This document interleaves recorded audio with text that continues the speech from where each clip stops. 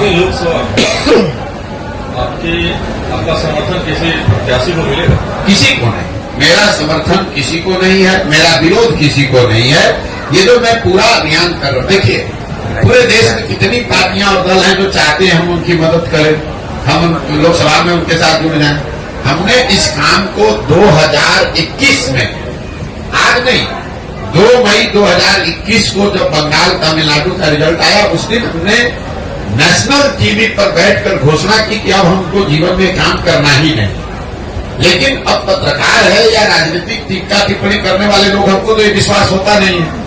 अब आपको विश्वास न हो तो उसके लिए हम कुछ कर नहीं सकते। जब हमने काम छोड़ा, छोड़ने के बाद 1 साल अपने जीवन का निकाला ये समझने के लिए कि हमको जीवन में आगे क्या करना है, और 2021 से लेकर 2022 तक सोचने समझने के बाद हमने तय किया कि अब अपने जीवन का मेरा अगला 10 साल 15 साल बिहार में सुधार के लिए हमको लगाना है। उसके लिए जो कुछ भी करना पड़े, अपना घर परिवार छोड़कर, आप देख रहे हैं कि देश में आज चुनाव हो रहा है, मेरे घर में कुछ हो रहा होगा, गर्मी हो, बरसात है, जाड़ा है, मैं पिछले 18 महीना से बिहार के गांव में ही रहता हूँ, इन्हीं कैंप्स में रहता हूँ, लोगों से मिलता हूँ, उनको समझाने का प्रयास करता हूँ।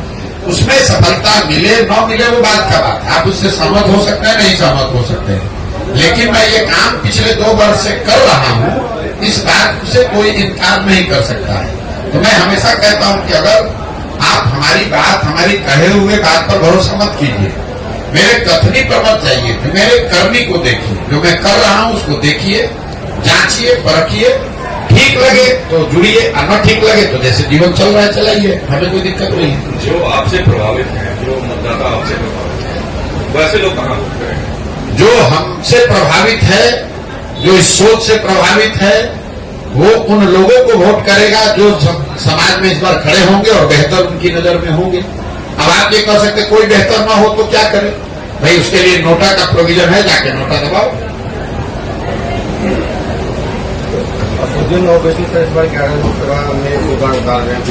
क्या लगता है?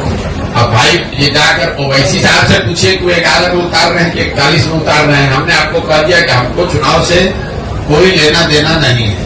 हमने जिन उद्देश्यों को लेकर इस अभियान को शुरू किया है, एक चुनाव आए, 10 चुनाव आए, कोई लालच आए, कोई बीच में स्थिति आए, हम इससे हटने वाले नहीं है। बिहार की जनता को जो आश्वासन देकर ये अभियान शुरू किया है कि जब तक पूरा बिहार पैदल न चल ले, जब तक गांव-गांव जाकर लोगों से मिल ना लें, समझ ना लें, उनकी मदद से नया दल न बना लें, तब तक कोई भी राजनीतिक गतिविधि में हमारी कोई भूमिका है नहीं। ये बिहार के लोगों को तय करना है कि वो किसको वोट देना चाहते हैं, किसको नहीं देना चाहते हैं। बिहार में सर आज जो है नीतीश कुमार का मंत्रिमंडल का विस्तार हो रहा है, और क्या लगता है आगामी लोकसभा चुनाव के बाद उनका गठबंधन बना रहेगा या दोबारा? भाई नीतीश कुमार को खुद ही नहीं पता है कि वो कहाँ खड़े हैं और कहाँ 10 दिन के बाद खड़े रहेंगे। पिछले 7 महीना से जब आप लोग उनको प्रधानमंत्री का उम्मीदवार बना रहे थे, इंडिया का संयोजक बना रहे थे, तब भी मैं कह रहा था कि नीतीश कुमार भागने वाले हैं कि वो खिड़की खोल के बैठे हुए भाजपा में भागेंगे, अगर नहीं भागेंगे तो इनको 5 सीट नहीं मिलेगा। जैसे पता चला लोकसभा नजदीक आया, डर के मारे आदमी भागा फिर भाजपा में। अब भाजपा की मदद से जीत जाएंगे कुछ सीट, जीतने के बाद फिर बादशाह बनने लगेंगे कि अब हमसे ज्यादा पॉपुलर कोई नेता नहीं है। सच्चाई ये है कि नीतीश कुमार की राजनीतिक पारी का अंत हो गया है, ये अंतिम दौर चल रहा है। जब तक कुर्सी पर हैं, 1 महीना 2 महीना साल भर, अगले चुनाव तक हाथ पांव मार लें, समीकरण बना लें। अगला लोग जब विधानसभा का चुनाव होगा तो चाहे वो भाजपा के साथ लड़े, कि महागठबंधन के साथ लड़े, कि अकेले लड़ जाए, नीतीश कुमार के दल जदयू को ये घोषणा अभी कर देते हैं। लोकसभा के बारे में कहे थे तो भागे डर के मारे, अभी घोषणा कर देते हैं जदयू को 20 सीट नहीं आएगा, चाहे भाजपा के साथ लड़ लें, चाहे मोदी जी आके उनका प्रचार कर दें। और भाजपा वालों को भी चुनौती दे रहे हैं, अगर इनको दम है, अगर भाजपा के नेतृत्व को दम है तो घोषित करे कि नीतीश कुमार अगला मुख्यमंत्री होगा और चुनाव लड़ के दिखा दे विधानसभा में। इनको भी अपनी औकात दिख जाएगी इस बार कि नीतीश कुमार को अपने कंधा पर बैठा के कितना दिन ये लोग बिहार की जनता की आंख में धूल झोंकेंगे। पिछले ही बार बिहार की जनता ने 42 को उतार दिया था, इस बार इतना नीचे कर देगा कि भाजपा चाहेगी भी तो कुछ नहीं कर सकती है। और मैं फिर से रिपीट कर दे रहा हूं, किसी भी फॉर्मेशन में नीतीश कुमार लड़े, इनको 20 सीट नहीं आएगा विधानसभा में। भाजपा के साथ लड़े तो, जब फिर से भाग के आरजेडी के साथ लड़े तो, अकेले लड़े तो। और दूसरी बात ये कह देते हैं कि भाजपा को दम नहीं है, भाजपा को दम नहीं है कि ये घोषित कर दे कि अगला चुनाव नीतीश कुमार के चेहरे पर विधानसभा का लड़ा जाएगा। अगर ये घोषित कर देंगे तो उनके समर्थन में हम खड़ा हो जाएंगे। नहीं कर सकता। उनको भी मालूम है कि नीतीश कुमार का नाम अगर घोषित किया तो बिहार का जनता सिरे से साफ कर देगा। नीतीश को तो साफ करेगा, उनको भी कर देगा। इस जिले के बाद जो है अगला जिला कौन सा होगा? और इस जिला के बाद 16 तारीख को अभी तक के कार्यक्रम के हिसाब से मधेपुरा जाएंगे, मधेपुरा के बाद सुपौल, सुपौल से अररिया, किशनगंज, पूर्णिया, उसके बाद कटिहार। और अपना जो है राजनीतिक दल कब तक बन सकता है? अब फिर वही बात, अरे भाई जब पदयात्रा पूरा हो जाएगा तो दल बन जाएगा। इस पदयात्रा का किलोमीटर और दिन निश्चित नहीं है, इसके उद्देश्य निश्चित है, इसका लक्ष्य निश्चित है।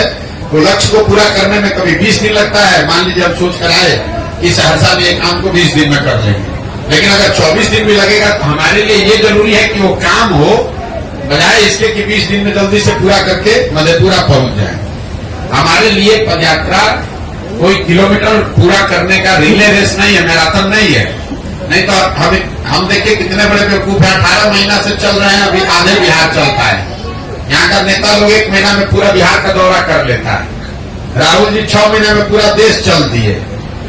बीच में छुट्टी भी लेते हैं लोग, अमेरिका भी जाते हैं, घर भी जाते हैं। हम घर भी नहीं जाते हैं, कहीं छुट्टी भी नहीं लिए, फिर भी 18 महीने हो गए, अभी आधा बिहार ही कर पा रहे। इसलिए कि हमारा काम करने का तरीका दूसरा है, हम उनके जितना होशियार नहीं है।